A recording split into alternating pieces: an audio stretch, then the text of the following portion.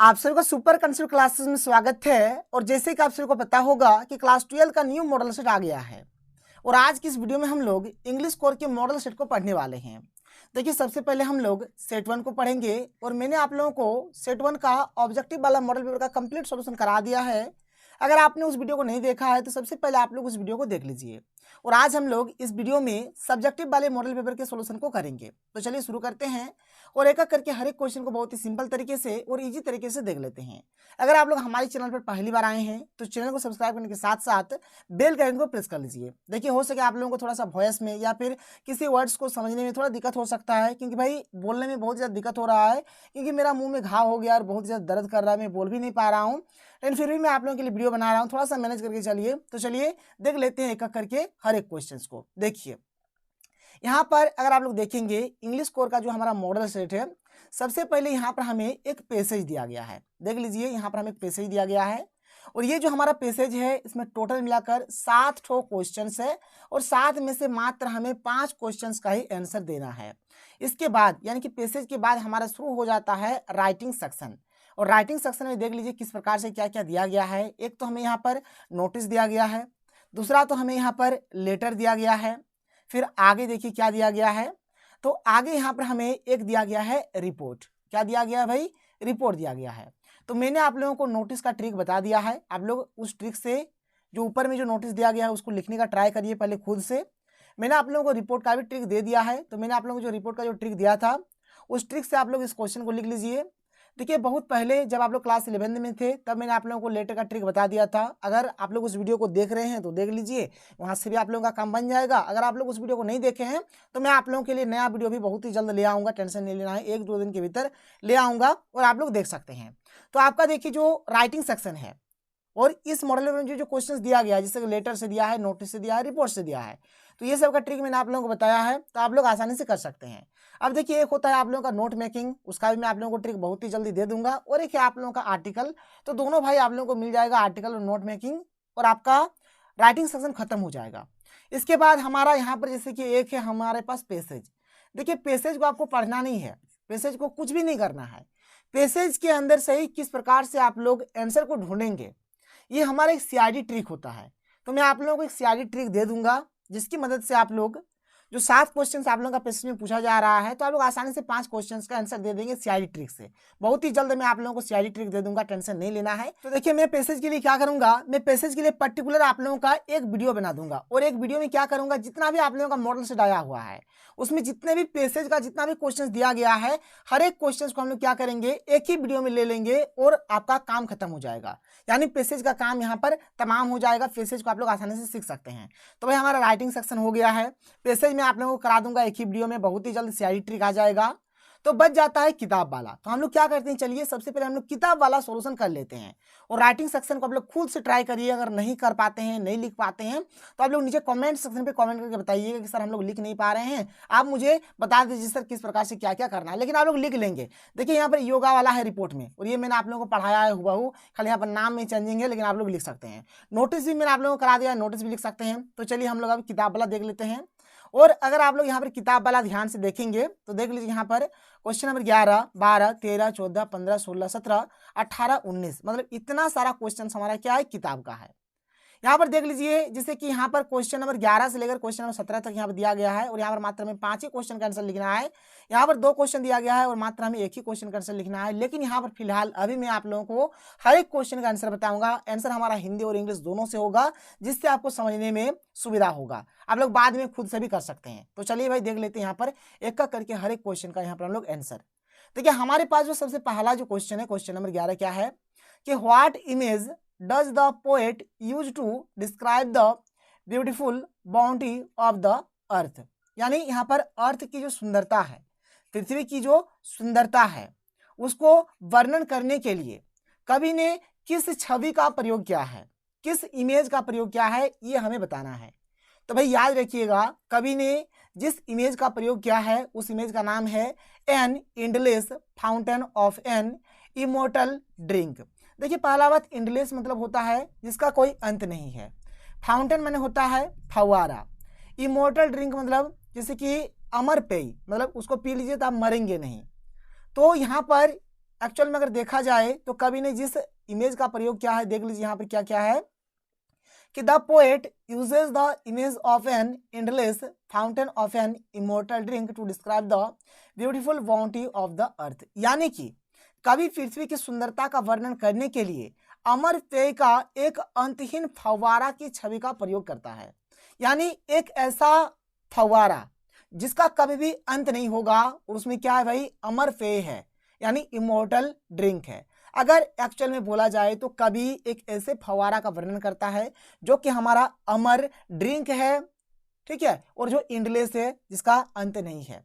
इसके बाद क्या है कि the earth like a fountain, यानी पृथ्वी जो है भाई वो क्या है, एक फव्वारे की तरह है।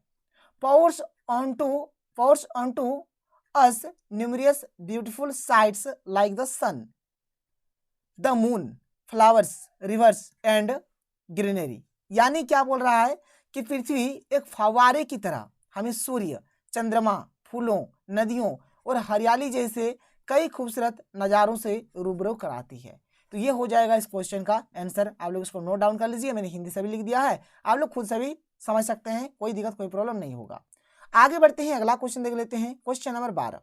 क्वेश्चन नंबर 12 हमारे पास क्या है, देख लीजिए कि why was Derry dream wish to go back to Mr Lamb. यानी डेरी श्रीमान लैम्ब के पास वापस जाने का सपना क्यों देख रहा था।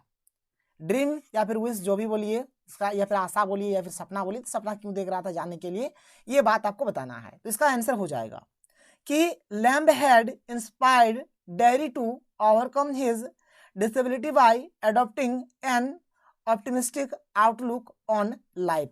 देखिए इसका मतलब जो हो गया, इसका मतलब क्या हो गया, पहले इस बात को आप लोग अच्छे तरीके से समझ लीजिए। यहाँ पर बोल रहा है कि लैम्ब ने डेरी को जीवन के प्रति आशावादी दृष्टिकोण अपनाकर अपनी विकलांगता पर काबू पाने के लिए प्रेरित किया था। यहाँ पर डेरी को देखिए, डेरी जो है ना भाई, डेरी क्या है भाई, तो डेरी यहाँ पर एक विकलांग था, तो लैम्ब ने उसको इस तरीके से मोटिवेशन दिया, इस तरीके से उसको मोटिवेट किया ताकि डेरी अपने जीवन को जी सके। ठीक है, इसके बाद देखिए हमारे पास क्या है, इसके बाद हमें यहाँ पर दिया गया है लाइफ तक हो गया। Mr Lamb's teachings and advice impacted Derry to tread the path showed by him and thus he return to Mr Lamb. मतलब यहाँ पर इस प्रकार से उन्हें सिखाता है, इस प्रकार से उन्हें मोटिवेट करता है, इसलिए वे उनके पास जाना चाहते हैं। वो लिखा हुआ है कि मिस्टर लैम्ब की शिक्षाओं और सलाह ने डेरी को उसके द्वारा दिखाए गए मार्ग पर चलने के लिए प्रभावित किया, और इस तरह वह मिस्टर लैम्ब के पास लौट आया, इसलिए वह उसके पास जाना चाहता है। इसके बाद जो हमारा अगला क्वेश्चन है, क्वेश्चन नंबर 13 हमारे पास क्या है, देख लीजिए। क्वेश्चन नंबर 13 है कि what was the basis tale of tall the stories told by Jack to his daughter. यानी जैक द्वारा अपनी बेटी को सुनाई गई लंबी कहानियों की आधार कथा क्या थी, मतलब उसका बेसिस क्या था, उसका आधार क्या था, ये चीज हमें यहाँ पर बताना है। तो देख लीजिए यहाँ पर इसका जो आंसर हो जाएगा, क्या हो जाएगा इसका आंसर कि the basic plot of each story told by Jack was about a small creature usually named Roger who had some problem and went with it to the wise old owl। क्या बोल रहा है यहाँ पे ध्यान सुनिएगा कि जैक द्वारा बताई गई प्रत्येक कहानी का बेसिक प्लॉट एक छोटे जीव के बारे में था। मतलब जो भी चीज उसने बताया गया एक छोटे जीव के बारे में बताया गया है, जिसे आमतौर पर रोजर नाम दिया जाता है। यहाँ पर ये जो छोटा सा जो हमारा जीव है, इस छोटे से जीव को यहाँ पर क्या बोला जा रहा है, रोजर, इसका नाम रोजर दिया गया है, जिसे कुछ समस्या थी।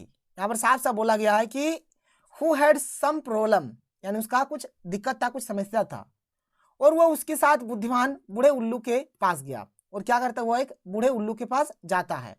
The owl would tell him to go to the wizard and the wizard performed a magic spell that solved the problem and then demanded payment in क्या है, पेनिस, यानी कुछ रुपया का डिमांड करता है। यहाँ पर देखिए, यहाँ पर क्या है कि उल्लू से जादूगर के पास जाने के लिए कहेगा, और जादूगर ने एक जादू टोना किया जिससे समस्या हल हो गई, और फिर पैसे में भुगतान की मांग की, यानी बोला कि कुछ पेमेंट करो, कुछ पैसा दो, ये बात हो गया। इसके बाद आगे चलते हैं, अगला क्वेश्चन देख लेते हैं। क्वेश्चन नंबर 14 हमारे पास क्या है, देख लीजिए। क्वेश्चन नंबर 14 है कि what did the peddler sell and how did we make the things, यानी कि पेडलर ने क्या बेचा और हमने कैसे चीजें बनाई।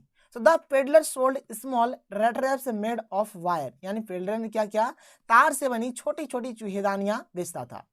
ही मेड देम हिमसेल्फ, उसने उन्हें खुद बनाया, वो खुद ही बनाता था उसको। He got the material by begging in the stores और एट द बिग फार्म्स, ये क्या करता था, ये सब जो इसको बनाने के लिए जो सामग्री यूज होता था, इसको किसी दुकान से भीख मांग कर लाता था या फिर बड़े बड़े फार्म से भीख मांग कर लाता था। ये हो गया क्वेश्चन 14 का आंसर। आगे चलिए क्वेश्चन 15 हमारे पास क्या है, देख लीजिए।